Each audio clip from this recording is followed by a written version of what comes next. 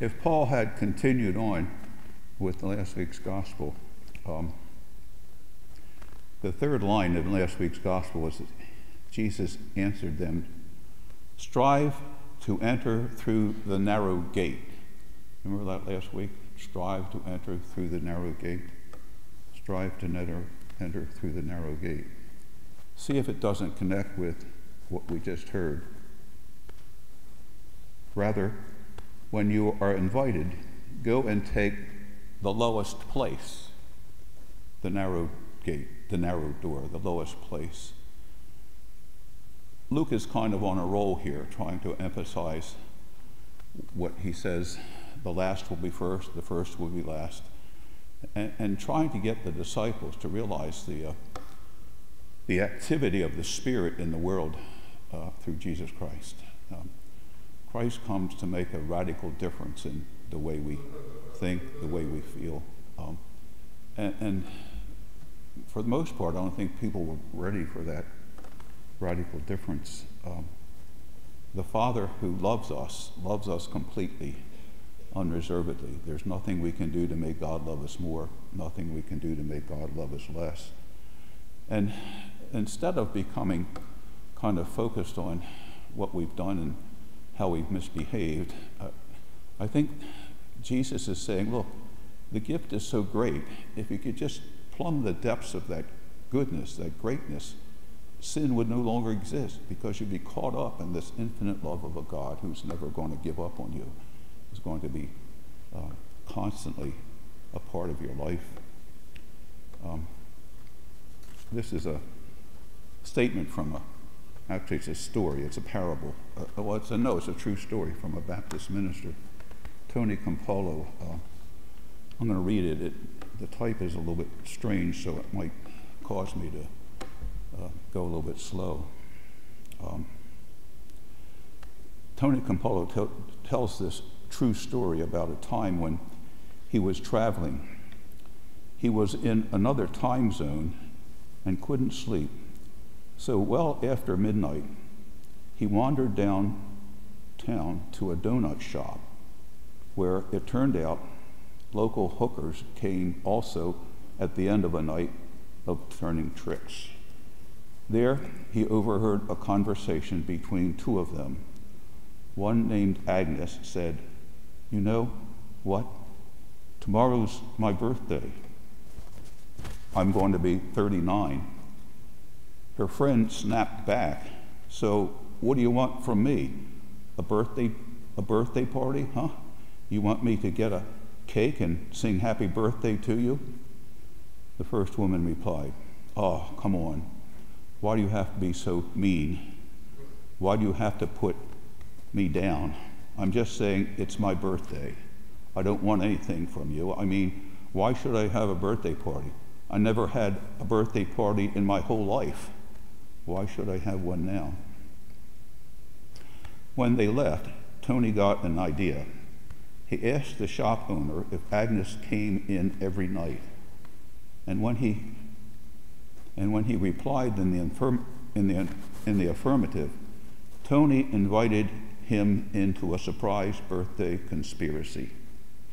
The shop owner's wife even got involved. Together they arranged for cake, candles, and a typical party, decorations for Agnes.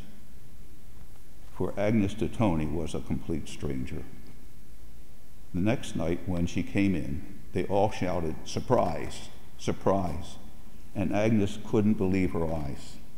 The donut shop patrons sang, and she began to cry so hard she couldn't barely blow out the candles. When the time came to cut the cake, she asked if they'd mind if she didn't cut it, if she could bring it home, just to keep it for a while and savor the moment. So she left, carrying her cake like a treasure. Tony led the guests in a prayer for Agnes, after which the shop owner told Tony he didn't realize Tony was a preacher. He asked what kind of church Tony came from, and Tony replied, "I belong to a church that throws birthday parties for prostitutes at 3:30 in the morning. The shop owner couldn't believe him. No, you don't. There ain't no such church like that. If there was, I'd join it. Yep, I'd join a church like that.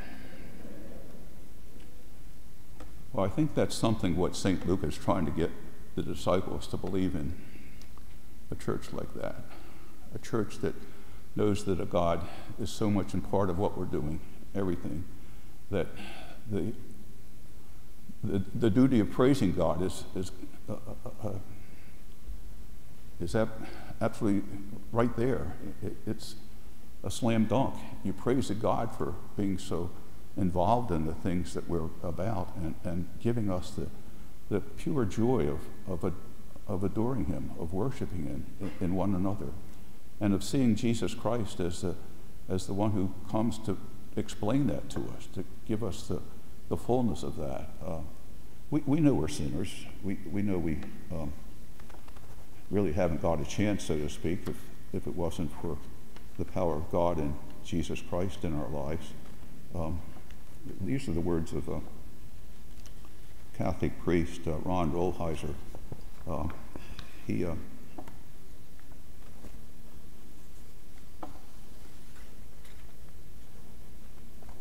He borrows the words of a Norwegian author, Anna Ballam. She wrote, "I realized that it was simply impossible for a human being to be and remain pure and good. For instance, if I wanted to be attentive in one direction, it could only be at the cost of neglecting another. If I gave my heart to one thing, it left another in the cold. No day and no hour go by without my being guilty of inadequacy. We never do enough, and what we do is never well enough done, except being inadequate. We are very good because that is why we are made. This is true of me and of everyone else. Every day and every hour begins with its weight of moral guilt. It regards my work and my relations with others. I am constantly catching myself out in my human failings, and in spite of being implied in my human imperfections. I am conscious of a sort of check, and this means that my human shortcomings are also my human guilt. It sounds strange that we should be guilty where we can do nothing about it, but even where there is no set purpose, no deliberate intention, we have a conviction of our own shortcomings and of the consequential guilt, a guilt which shows itself all too clearly in the consequences of what we have done or left undone." He quotes Henry Nouwen. Henry Nouwen occasionally expressed similar feelings. There is a nagging sense that there are unfinished tasks, unfulfilled promises, unrealized proposals. There is always something else that we should have remembered, done, or said. There are always people we did not speak to, write to, or visit. Thus, although we are very busy, we also have a lingering feeling of never really fulfilling our obligations. A gnawing sense of being unfulfilled underlies our filled lives. We are in touch with ourselves when we relate to these words, these expressions of inadequacy. At the end of the day, we cannot measure up and cannot disappoint others and ourselves. Generally, the fault is not that we are not sincere or that we do not put forth our effort. The fault is that we are human. We have limited resources. We get tired. We experience feelings we cannot control, have only 24 hours in our day, have too many demands on us, have wounds and weaknesses that shackle us, and thus we know exactly what St. Paul meant when he said, "Woe to me, wretched that I am. The good I want to do, I cannot do, and the evil I want to do, and the evil I want to avoid, I end up doing. Sounds tragic, doesn't it? It sounds awfully destabilizing, and gives, I guess, a thought that it's impossible. But we know that there are built in us the ways to overcome that with the gift of God's love, the gift of God's Son, the gift of His presence. You're baptized into the goodness of the Spirit.